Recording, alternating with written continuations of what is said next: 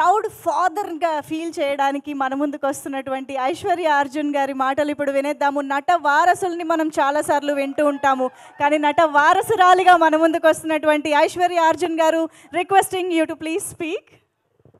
అందరికీ నమస్కారం.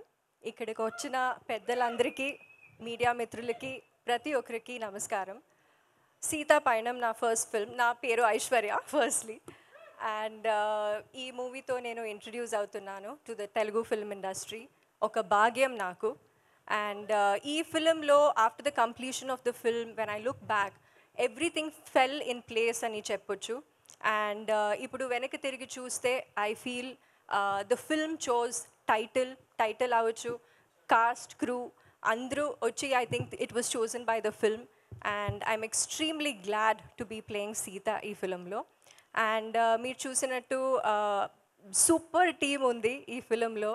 అండ్ చాలా గొప్ప యాక్టర్స్తో పని చేయడానికి నాకు అవకాశం ఇచ్చారు అర్జున్ గారు. అండ్ ప్రకాష్ రాజ్ సార్ ఉన్నారు.